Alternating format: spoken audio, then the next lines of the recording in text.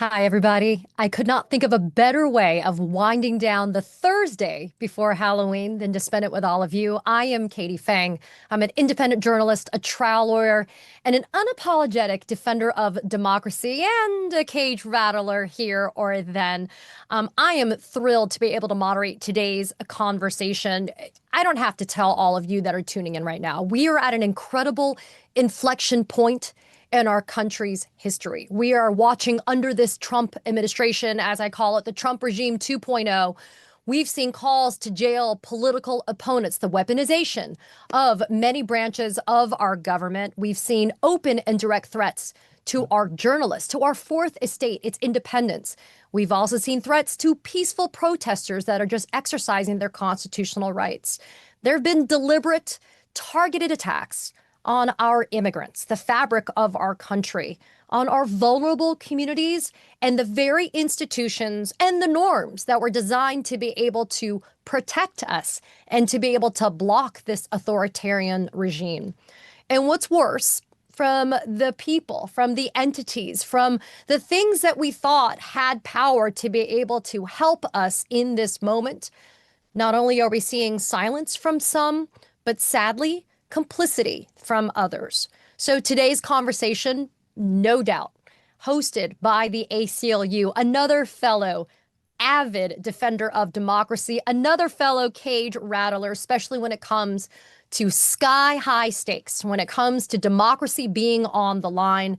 The ACLU isn't backing down. They're not afraid. The ACLU is standing there as a defender of our freedom and of our civil liberties. And that's why today's event is the ACLU, in conjunction with two of the leading voices from civil society, media, and the law. We're going to discuss the threats that we're facing together, and importantly, the power of solidarity when we stand together. And we're going to have calls to action throughout this panel, calls to mobilize, to figure out how we resist in thoughtful and meaningful ways, and to chart a clear path forward for us to act together. So I'm pleased to welcome our all-star panel of speakers. We have Anthony Romero, the executive director of the ACLU. We also have Jim VandeHei, the co-founder and CEO of the amazing Axios. He's also a passionate advocate for free speech and for journalism.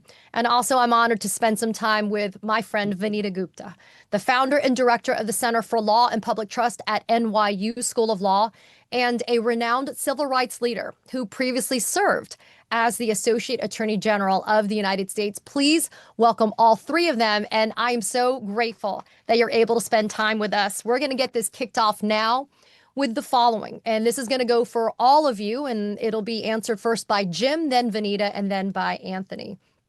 Look, since January of this year, we've seen authoritarianism happening in real time and in plain sight.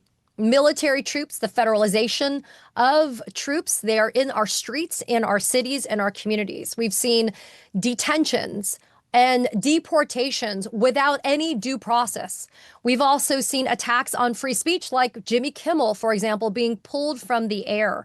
With so much happening and with such a high level of things being at stake right now, I have to ask, and Jim, like I said, I'm going to start with you. What are the biggest flags, the biggest red flags that you're witnessing for democracy right now? Yep, thank you for having me. I come at this not as an activist, but as a reporter and as someone who tries to look at this stuff clinically, like a doctor. And one of the big themes for us has been just the unprecedented nature in this stretch of the power of the presidency. And I say this if I was talking to a MAGA crowd, or if I was talking to the ACLU, that the reason everybody should care is that the more power you put in the hands of one person, you're taking away the power of all of us, of individuals. The Constitution, the form of government was set up to give us voice through representatives, through our House, through the Senate, and some balance through the judiciary. And what we've seen is this massive consolidation of power in the presidency. This is not new. It's been going on for 25 years, and really even longer. And I think it really accelerated under George W. Bush. I think each and every president has pushed it a little bit further. But what you've seen from Trump is truly unprecedented in that we've counted anywhere from 15 to 20 new precedents of the expression and expansion of the federal government at the expense of Congress, the judiciary, and all of us having a voice. And if I was talking to Trump's crowd, I'd say, listen, that you might feel great now that you're able to utilize this and go after your enemies through DOJ or bully the press as they have with ABC and others. But what happens when you set this precedent is that every future president can do the same. You're basically putting a lot more power in the executive branch. And I've been doing this 30 years. I've never seen a time where a new power has been invented or stretched where the next inhabitant of the office didn't take it a step further or didn't replicate it. And I think that's the danger. That's why I don't care what your politics are. You should care about the fact that we have developed and are increasingly developing an imperial presidency at the expense of people having their own voice heard and their own voice expressed through other means. Vanita, I'll tee up the same question to you about the biggest red flags to democracy right now, but also maybe invite you to share your thoughts about what Jim just said about an imperial presidency. Yeah, thank you again for having me. Former ACLU alum and deeply proud of it. So just needed to give the ACLU that shout out. So, it's hard to kind of pick, obviously, a single red flag, and I'll pick up from where Jim left off, which is the expansion of the president's power at a time when Congress has basically abdicated its role in government of being a check on the president, of abdicating its own power over the purse, over every time the president was firing people from agencies without congressional authorization and literally breaking the federal government. Congress has been asleep, and there's a real sense that a real question about the place of the Supreme Court on providing a check to the president right now. I think what the impact of this is that we have seen a president operating with a retribution agenda, going after political enemies, literally going after and demanding that the Justice Department charge his political enemies. And there are several cases going on right now that raise deep alarm for our democratic system about the kind of abuse of presidential power and abuse of institutions that he's able to have without any checks or guardrails around him. But I also think one thing that has not been as much of a front page story, which I know others are deeply alarmed about, is the way in which the president is attacking free speech, core fundamental rights that have been for decades kept Americans, regardless of their political persuasion, even on the most extreme right and extreme left. It has been foundational to our country. And the attacks on free speech, I think, have manifest in ways that are really about fundamentally attacking the dismantling our democratic institutions and the organizations that are seeking to hold the government accountable in court, that are protecting vulnerable communities that are sometimes disfavored by the administration, to essentially silence dissent. And this yielding of that power is extraordinarily dangerous. There have been so many threats to nonprofit organizations over the last several months that truly exist to hold Democratic and Republican administrations accountable to the Constitution and to the law. And I think the Jimmy Kimmel episode was basically a wake-up call for a lot of other people who may not be following kind of what's happening to free speech in this country. We saw it early on in the months of the administration with the attacks on law firms and law firms capitulating to blatantly unconstitutional orders out of fear, and the kind of censorship that's been happening in this country, which I think is incredibly dangerous, which I know we'll be talking about. So this effort to dismantle the very institutions that are holding the government accountable, I think, has been one of the most nefarious things. And it's all being done both in the name of free speech and to silence and ends up silencing free speech.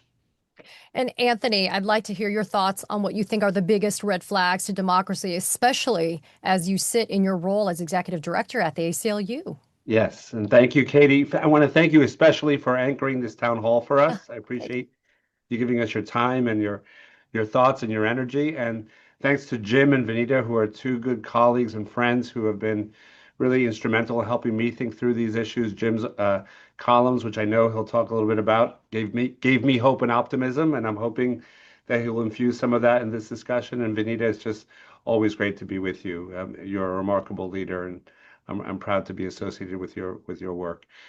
Look, the challenges have been laid out pretty well. I mean, what I would just say is that we've been studying the challenges that would come with the Trump administration for months before the moment that President Trump took the oath of office.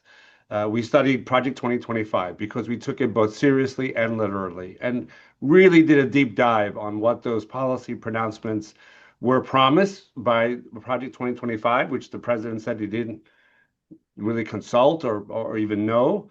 And yet, boy, are they following that playbook to the T. And so we issued our own series of concept papers. We called them the Trump memos, taking it apart and analyzing where we would respond and how we would respond. That was essential work that allowed us that once President Trump won the election and took the oath of office, that we could spring into gear in response. And so these challenges, they have literally kept their promise of shock and awe. I mean, it has been hundreds of executive orders. And in response, there has been a shocking and awesome response from civil society in terms of litigation, advocacy, and pushback at the state and local level. And I put the threats into three big buckets. These are the ones that are most concerned to the ACLU. We are not the anti-Trump Liberties Union. We don't swing at every pitch. There are many things that the president does that troubles me as a person, as a citizen, but they're not civil liberties issues. And so other organizations then take the lead on those issues. Groups like Democracy Forward, I think today just filed suit on challenging the cutting of funds for food assistance programs for SNAP. That's terrific. They have played an essential role. That's not a civil liberties issue that we're going to swing at. So I'm really glad that other groups in the field are doing that essential work. But the three buckets that I worry about, number one, Vanita covered it. The targeting of groups and institutions and individuals who disagree with this administration, what I call the modern day McCarthy, right? When they're doubling down and using government power to target those who dare to disagree. And that you can put in that bucket, you can put folks ranging from Harvard University because of allegedly their commitment to DEI or their work on anti-Semitism. You can put the law firms that have been targeted by the president. You can put our clients, Mahmoud Khalil, Rameza Ozturk, Palestinian activists who've been speaking out against the challenges that their community have faced in Palestine and in Israel, and have been threatened with deportation as a result of it. It's this modern day McCarthy where you could put Letitia James, you could put Jim Comey, you can put Jack Smith. You could the bucket number one is full and overflowing at this point, but it's the targeting of individuals who dare to disagree, and it's fundamentally un-American. No matter where you are on the political spectrum, we should relish the fact that people are able to speak their minds and dissent and debate. That's what makes it a working democracy. And the idea that we're allowing the federal government officials to use the power in the institutions of government to target individuals who disagree with them is deeply troubling. Bucket number two, the targeting of politically weak groups as a way to feed the MAGA base, right? And so this is an effort to go after groups that kind of feed the populist agenda that President Trump and his acolytes really get frothed up about. And here I would put the targeting of immigrants, where there's been an effort to deport more than 500,000 immigrants thus far, and to put such pressure on the immigrant community that 1.6 million people will self-deport as a result of the anti-immigrant, the nativistic agenda of Stephen Miller and the Trump administration.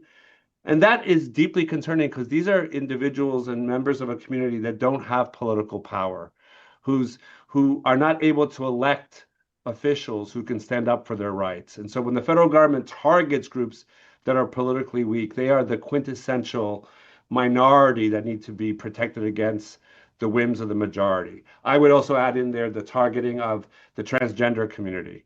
Going back from even before he became president, it's clear that they are scapegoating a very small community of people and using it to ratchet up the fear, the stigma, the discrimination, to repeal protections and laws and policies that have protected the transgender rights community. So that's bucket number two, the targeting of politically weak groups as a way to feed the MAGA base.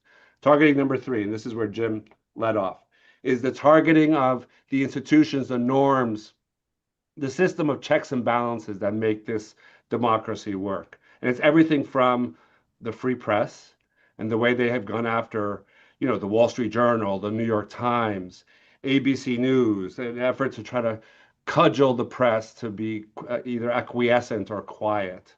The way they have gone after judges, both in their political pronouncements, but also in their policy pronouncements. The way they have tried to thumb their nose at judges like Judge Boasberg, who in our Alien Enemies Act case told them, turn the planes back, do not deport these men. And they just let it go.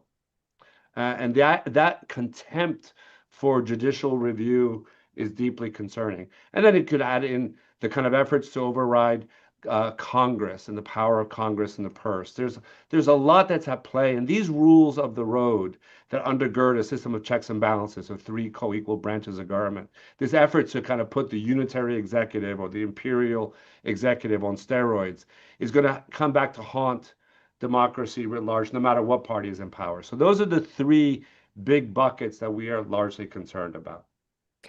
Anthony, I just have a really quick follow-up on that, though, and I'm glad you mentioned checks and balances, because if there's any branch of government that's actually been the go-to, it's been our court of law, it's been our judiciary, right? You bet.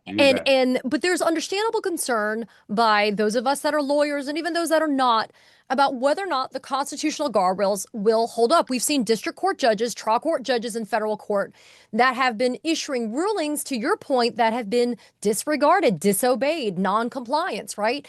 Do you have a fear at all that those guardrails are going to withstand this type of attack?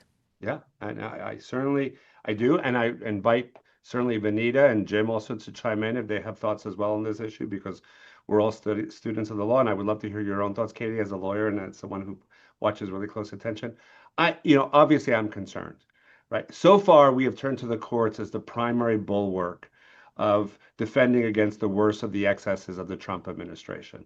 The ACLU itself has filed over 210 different legal actions, right? More than 110 federal class action lawsuits already. We turn to the courts as a primary place to say, wait a minute, check them, hold them, take it back. And thus far, what has been increasingly the case is that we've won, as you mentioned, at the district court level, even at the courts of appeal level.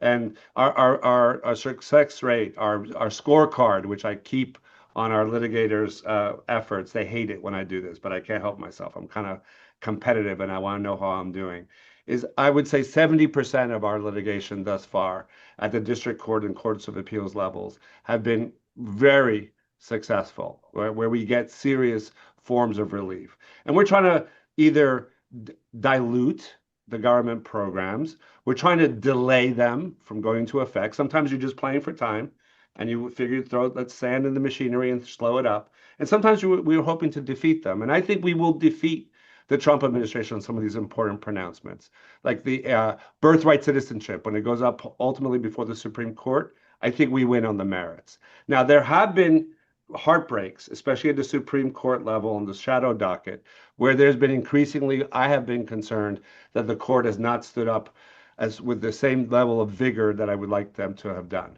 And yet that remains to be seen, how those chapters and what that coda looks like when these cases end up in front of the court, fully briefed, fully argued. They have to write opinions that will create precedent. Whether or not they will stand with us on things like birthright citizenship or the Alien Enemies Act litigation, I'm relatively confident about those two. There are other places where it's really to be determined. But I don't know, Vanita, if you have anything to add, or Jim. Yeah, I mean, look, I want to applaud the ACLU, because I think both in terms of being mission focused and bringing some of the most important litigation to try to achieve relief and protect vulnerable communities and uphold the Constitution. It has been really quite incredible to see. I have a lot of concerns, though, about, every time a district court is issuing a ruling against the Trump administration, so often you see members of the administration, including sometimes the president, attacking very personally district court judges. I have many friends that are serving as district court judges that have received incredible death threats. I mean, stuff that is just not okay for a healthy democracy. To be attacking the kind of third branch of government that is been, in our Constitution is tasked very specifically with evaluating the legality and constitutionality of the executive branch's moves. And I have a very big concern about the shadow docket of the Supreme Court. I think Anthony is right to point out some of the cases where we are hopeful and keeping our fingers crossed around outcomes. But there's also been some important losses that, have been really troubling in many ways on the shadow docket. And so I think litigation has been our main tool the last several months. It's been critically important.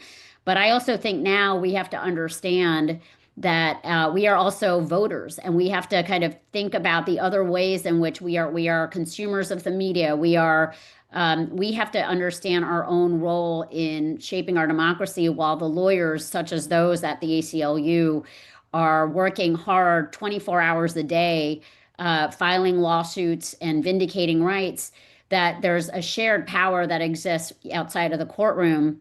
And I that was what was so kind of heartening to me about the No Kings rally, Katie, was just seeing that energy.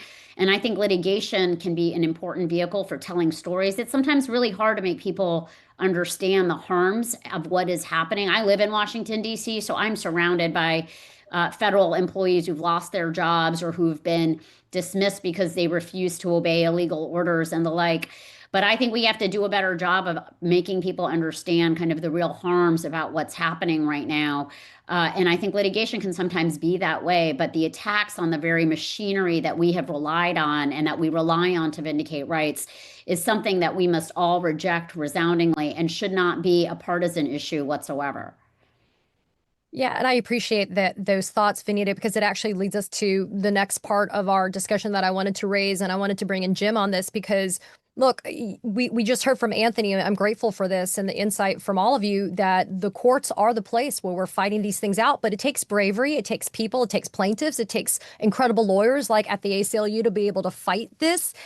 And then we've seen people that perhaps, Jim, are not bringing their best selves to this battle, that perhaps are not deciding to be, I guess, on a particular side in history when it comes to what's at stake. And I want to ask you specifically about the media, something that you and I know very and intimately well. It's not just the big law firms, it's not just the universities. We're seeing some capitulation, some bending of the knee in the media right now. I'd like to hear your thoughts about this, Jim. Is it, as we heard from Vanita, is it fear of retribution? Because there was the I will be your retribution president. We heard that before Trump was elected. Is it simply just a profits over people analysis that's happening? Let us know.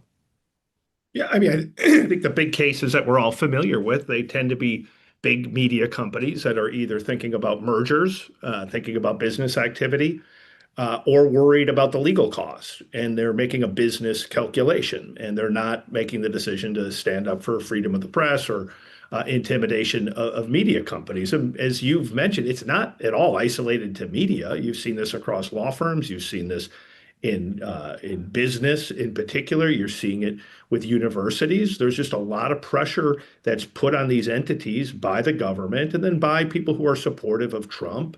And there's just a massive, certainly on the business side, a massive financial incentive to just go along and try to ride with the system and try to profit off of the system. And so you've just ended up in this very unusual place, an unfortunate place, right? Because at the end of the day, it is fundamentally about protecting those freedoms that have been core to everybody for 250 years. And there's a reason that people have fought to defend them.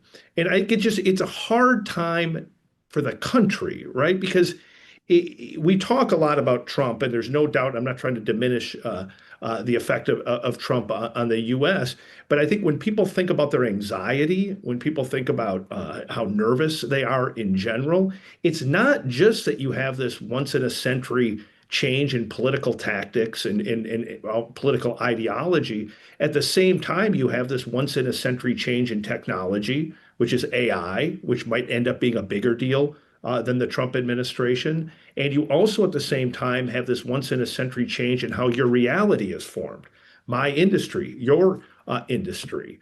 On any given day, you could have everybody who's on this call. There might be a bunch of us who are visiting platforms that no one else on this call or on this event ever visited, or trust people that the other people have never heard of. And so we're really in this area where you have these three big shifts happening simultaneously.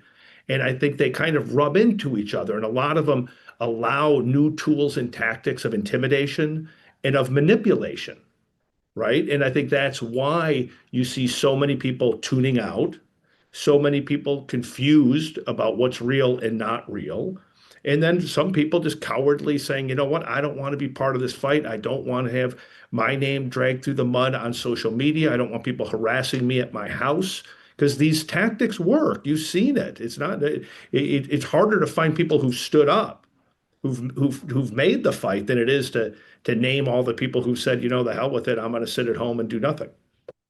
Yeah, and Vanita, quickly, I wanted to know your thoughts about this because, look, it's prevalent now, right? To Jim's well-taken point, it's like you can actually count on one hand the people, especially in those bigger positions where, frankly, they could financially afford to take, a stand in this. You can count them on one hand, the people that are really, or the entities that are saying, we are going to stand up to what we're looking at right now. Yeah, I mean, I think it's honestly been one of the things that I failed to completely comprehend in anticipating this administration was truly the depth and level and pervasiveness of fear, self-censorship, capitulation that we have seen. And it's not just, I mean, so, Jim listed them, obviously the law firms were the biggest slap in the face for those of us that are lawyers. It was very clear that all of these orders targeting law firms were completely unconstitutional, but to see law firms cave the way that they did, lawyers who know the law, who understand the Constitution, caving, I think was a real eye opener, but it has affected people across industries, as Jim has said. And it has been astonishing to me that institutions that are supposed to be out there fighting for our values, put the companies in corporate America aside. I'm saying institutions that actually do this work day in and day out, thinking that they can get through by laying low and by staying silent in this moment. But this is how democracy dies, is when people feel so cowed that they lose their voice, they suppress it, and they just kind of hope and pray that they're going to get through without making themselves a target. A lot of other organizations like the ACLU don't have that privilege, nor would they ever stand for it. But I think this has been something that's been profoundly troubling. I think Jim's right to point out to AI. I think the level of polarization and kind of mistrust in our institutions is also a contributing factor. I will say, though, that after these many months, the thing that has been heartening to me is I am beginning to see a little bit more courage out there, and people beginning to recognize in some places that they're not going to get through this just by laying low, that it's actually going to take rolling up our sleeves and taking a stand and being strategic and thoughtful, but taking a stand. And so I'm seeing that a little bit more. But the level of fear, I think, and the kind of bullying success of the administration has been something that will be written about in the history books for a long time. But my hope is that we will also remember all those who stood up for our country and our Constitution. Well, and I'm glad that you mentioned that, Vanita, this idea that you're starting to see a shift in that energy, because we wanted to make sure in this discussion today that we talked about the power of solidarity and to take collective action together. But there was one kind of nuanced area, which really shouldn't be nuanced, and it really should probably stop people dead on their tracks right now, which is our NGOs, our nonprofits. And it's kind of not really hit the headlines as much as it deserves. And I just wanted to quickly get your thoughts on this, Vanita, because, there is direct targeting, and we heard this from Anthony in his 3 buckets earlier, but there's also direct targeting of progressive nonprofit groups. And there's these lies that are being perpetrated saying that they are aiding and abetting violence and terrorism right now. And this administration has said that they are actually tasking parts of the administration to go after and to pursue. And it's really meant to silence free speech, as we've heard here, this idea of expressing your dissent with and your dissatisfaction with what's going on. Talk about the NGO Solidarity Network, though, and why it's so important to see the nonprofits come together to fight back. Yeah, I mean, I think the reality is that the only way through these attacks on institutions is really through collective action. And I learned this firsthand just watching the law firms get attacked one by one, where they weren't engaging in collective action. This is like a classic collective action problem. And so back in the spring, Anthony and I and some others were noticing the increased kind of volume by the administration of threats against nonprofit organizations that, as I said, that are holding the administration to account in the court, and that are promoting speech and trying to protect vulnerable communities right now. And I launched, with the support of nonprofit leaders around the country, the NGO Solidarity Network, really comprised of senior executives from across the country that are working in nonprofit organizations that every community in the country relies on, from food banks to defending the rule of law to religious organizations and churches that are providing immigrant communities with food, et cetera. And we launched it out of a recognition that an attack on one of us was an attack on all. A lot of these organizations, they do very different kinds of work. There's ideological diversity, but there's a real recognition that solidarity is the only way to be able to defend our sector and defend the work that our organizations do, that civil society does for this country. And the horrific assassination of Charlie Kirk kind of emboldened the administration in his name, issue executive orders that were kind of re-energizing this threats environment.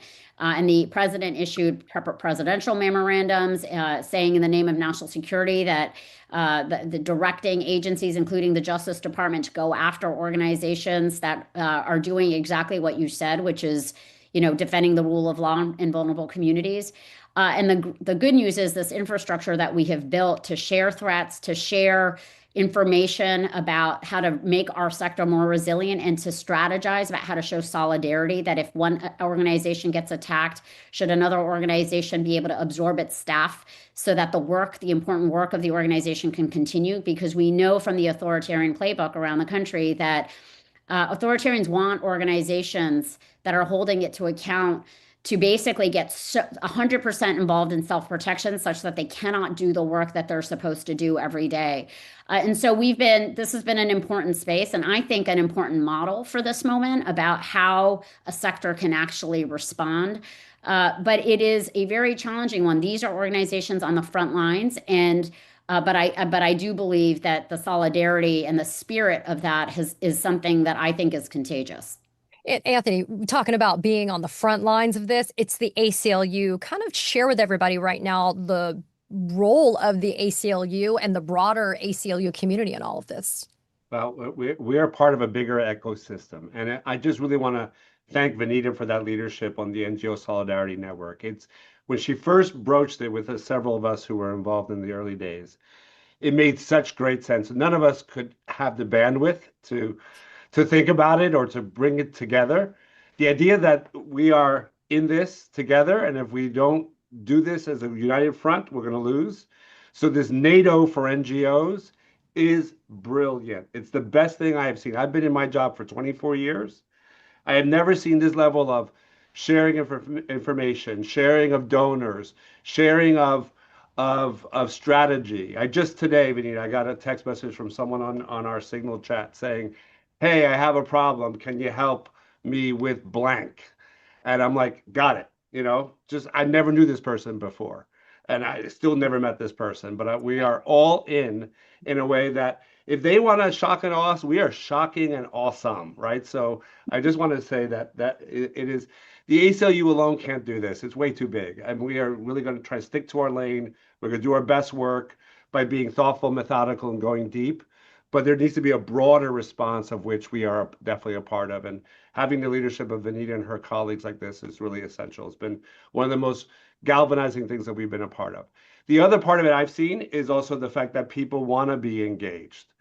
And, you know, the folks, the ACLU, we're based on it. We're a membership organization. Half my budget comes from the ordinary rank and file. Thank God. The ordinary folks who are tuning into this YouTube channel, the average gift, about 80 to 100 bucks, comprises half of our entire national budget. And it is what allows us the flexibility and the energy and the independence. And those folks want to be put to work. They may send us 20 bucks and they say, now put us to work. And so we have developed this whole program that we call Firewall for Freedom, which is a way for local folk to put pressure on their mayors, their city councils, their attorneys general, their governors to do the right thing. And so this federalist system that we've got, where the federal government's power is circumscribed by design. And so the real power lies in a lot of the states and the governors and local elected officials. And part of what we've been able to do is galvanize our base, our folks, you know, and say, hey, money's great, but we need you to put more than money in. We need you to put sweat equity into this effort. And we need you to push this agenda and force these elected officials to reconcile themselves to what's happening and what they need to do to protect folks. And I think that's been an essential part of what we've tried to do. Is not just the lawyers are not going to solve this problem. This is a problem for the country, for the body politic. It's a matter for the American people to engage.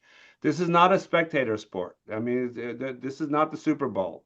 We need folks to get onto the field on this one. And so that's why things like our Firewall for Freedom, efforts where local NGOs, I love the No Kings marches, not my idea, not my framing, but Indivisible, really front and center on it. We got behind them like a freight train saying, okay, we could organize our bodies, our people. We could have legal observers. We could have people monitoring to make sure that these protests stay safe and that they're lawful and they're getting the permits that they need. And when they threaten law enforcement efforts on these marches, we'll be right there to kind of litigate and to challenge these. And so I think this is really a kind of a remarkable moment, and it requires a level of citizen-based activism. I also think the immigration issue is beginning to turn. Increasingly, you have people who are saying, wait a minute, this is not what you promised us. You said that we would deport the drug traffickers, the cartels, the sex traffickers. They're picking up ordinary folk, and the 500,000 people they deported, most of them don't have criminal records. And so that's why groups like United We Dream, another great effort, they created this thing called Defending Our Neighbors Fund, which is to collect money from ordinary folk to pay for individual lawyers to represent immigrants who are being deported or being detained, to get them out on bond, to get them local lawyers. None of this money comes to the ACLU. This is all to local direct service providers. And Defending Our Neighbors Fund is going to be a crowdsourced effort on behalf of immigrants from other concerned Americans. And already they've raised $13 million. It's phenomenal. So I think there's a lot that's at play, and it doesn't always get the headlines, but I think it shows that people really are concerned the way they ought to be. You know, Anthony, one of the special gifts of the ACLU is the fact that it really channels the grassroots activism that you're talking about, the community-based activism you've been talking about. I think you've got a pretty amazing video that you're going to share. Yeah, with they the people just showed that it to me today. So we have this video, which I love. It's about our People Power program, which is the one that's powering all of this Firewall for Freedom work. So why don't we show it, if that's okay? Someone in the control room. I don't know how to do that. We're going to toss to it now.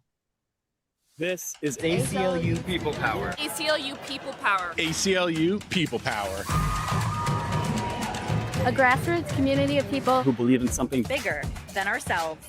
In a moment when rights are under attack, when our communities are targeted, And our democracy hangs in the balance. we don't back down. We show up for each other. they want us divided, silenced, afraid. But when we organize, we're unstoppable. In every corner of the country. We learn, Grow, and we take actions Together. Because real power lives in Community. And together we're all building a world we know is possible. In every state, in every jurisdiction, people can just sign up for free. We will give you the resources. We will staff it. We will unleash it. The whole goal is to not control it, but to let it really grow organically. So aclu.org/volunteer, and they can sign up for People Power. Anthony, I love that video. I love the energy. I know the ACLU is offering a very real, tangible solution. We have to be driven towards solutions, but we always speak in transparency and honesty here. And people are doing what we're asking them to do. No King's Day 2.0. They're signing up to volunteer with the ACLU, but it's hard. Let's be frank. And because of that, I really kind of wanted to go to Jim on this one, because Jim, back in August, you wrote this incredible message, and you wrote it to college kids, and you were like, look, these are college students and they're looking for the hope, the optimism, the purpose to be able to navigate this climate, this environment of toxicity in our politics, the distorted media, the AI-driven disinformation and misinformation that you've talked about.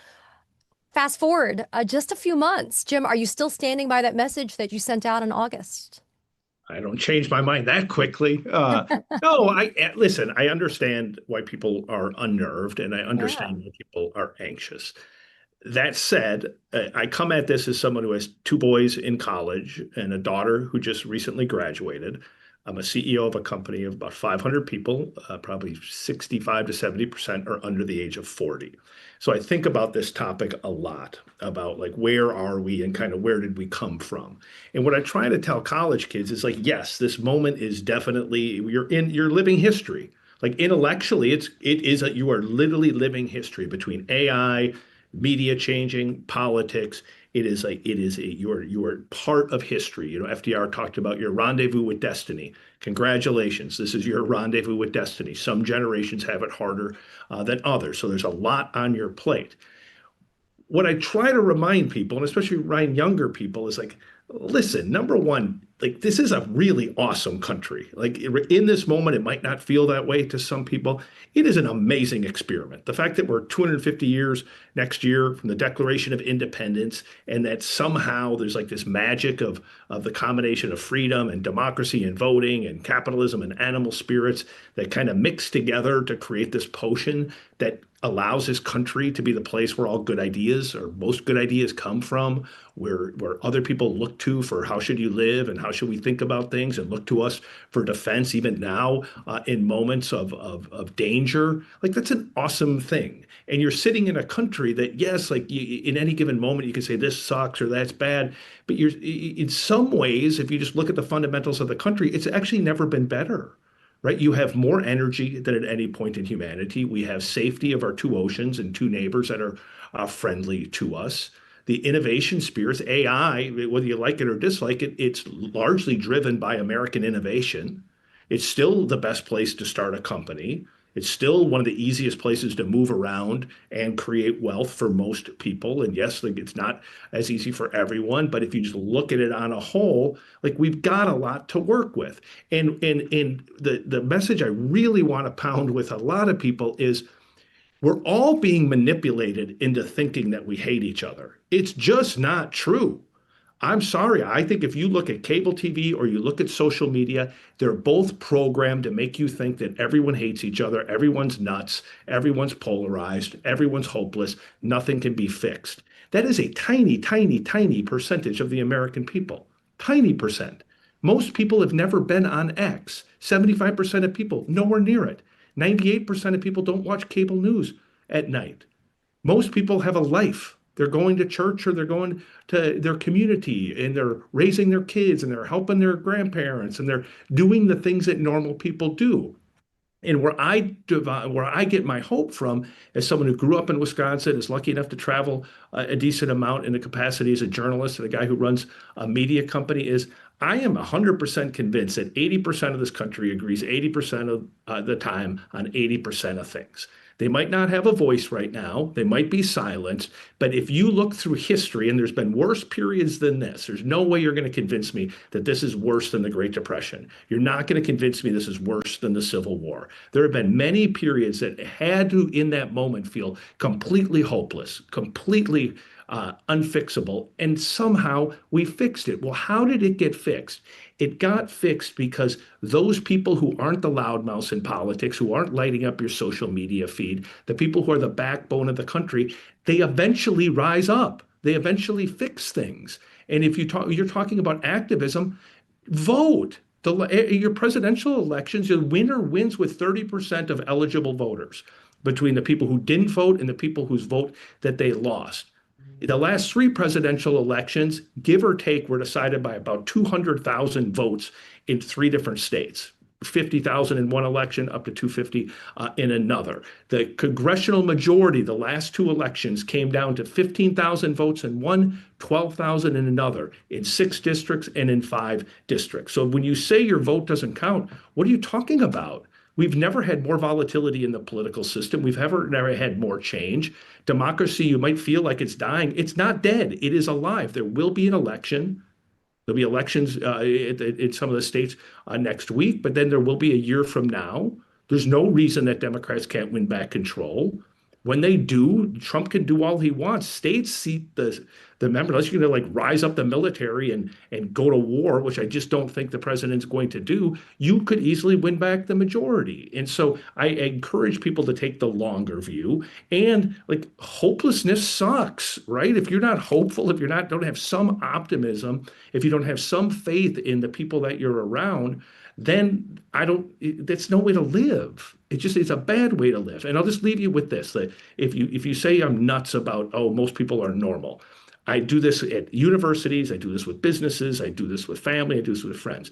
In a given year, you meet 200, 250 people that you get to know well enough that you could appraise their character. Are they decent people? Do they give money? Do they help out? Would they volunteer? And every person I've ever asked that question of, they're like, oh yeah, like that's like 90, 95% of the people in my life. You think you're that special that you're the only person who happened to stumble in to being surrounded by normal people? I think that is most of the country. And political movements start there. It starts with young people. It starts with old people. It starts with people who haven't been involved in politics. It bubbles up, and ultimately we self-correct. I don't know when, I don't know how, but history has shown that I'm probably going to be right.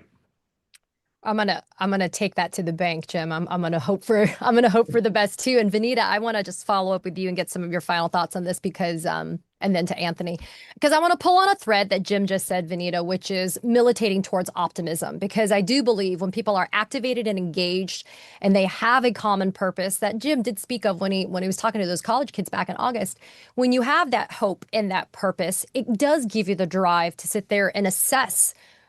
Again, to Jim's point, how am I assessing what I am facing right now, and how do I deploy that if I am looking at it from a long-term view? So, Vanita, your thoughts.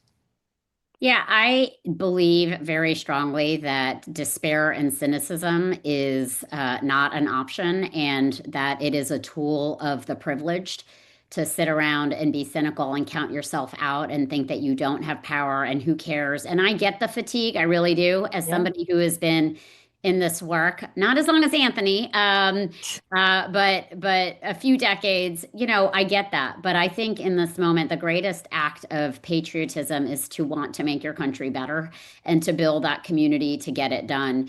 And the only thing that has ever made progress, and remember, our country emerged out of slavery and Jim Crow, the only thing that has ever made change in this country is people rolling up their sleeves and figuring out how to engage. And there are so many different ways to engage, and there won't be a single event that catalyzes change. It is going to take all of us working every day in our own communities. It can be locally in our churches and in our community organizations, at our schools. It can be with our members of Congress demanding that they actually, appreciate the institution that they are a part of and ensure that it is exercising its power. It's voting and exercising, of course, your voice through the vote, or showing up at No Kings marches, et cetera.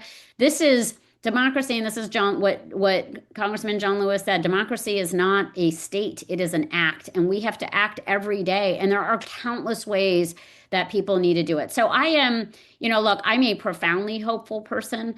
I think that there is so much energy that exists, that is building community, and courage is contagious. And I firmly believe that. And so I think that we are absolutely going to get through this. But the only reason we will get through is because all of us understand the power that we have in small and big ways to actually roll up our sleeves and do the work.